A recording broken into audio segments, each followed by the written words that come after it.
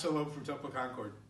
This week our Torah portion talks about the breastplates that are supposed to be in the Mishkan that adorn our sacred space. And one of them is described as a special one with 12 different stones to mark the 12 tribes of Israel. And if you go to Israel today, actually, and visit, you can find all sorts of jewelry and artwork that has these 12 different colored stones set apart. It's really a fascinating idea because the 12 sons of Jacob, when they lived, weren't always appreciated as equally as each other. Some of the sons were good behaving people and some of them not so much. But as time went on, we started to equate all 12 of them as these fine, upstanding people, and the 12 tribes sort of get an equal billing, even though a couple tribes have more power. And it's sort of an interesting piece in terms of how we deal with our own children. Of course, when we're raising our children, or when we ourselves were being raised with our siblings, we all know that not all of us behaved as well as each other. I know, for example, that I was not the best student among my siblings, and I think all three of my siblings would confirm it pretty easily. But as adults now, we treat each other pretty evenly, and we've all accomplished and achieved, and we all function our own way, and I think my parents are reasonably proud of all four of us in our own right.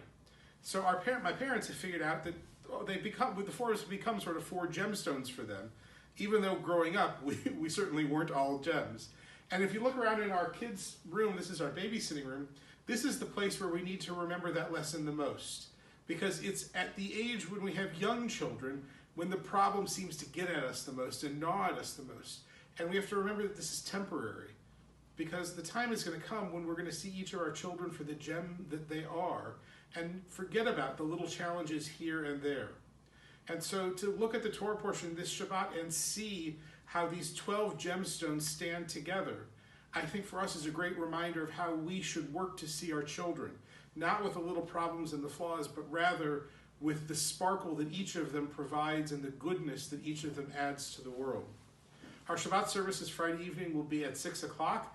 Saturday morning we have Torah study at 10 and services at 11. Sunday we do not have religious school. We're off for February break, but we do have Talmud class on Tuesday. And over the course of Shabbat and the next week, I hope you'll take time to consider how you see the children in your life. And if you can recognize the gems for what they are, rather than focusing on the little problems that we all face here and there. Our tradition is giving us a wonderful lesson on how to parent, how to see the beauty and the divine worth of each of our children. It's our task now to take that lesson to heart and to learn it and to live it. Shabbat Shalom for now. Look forward to seeing you at the temple.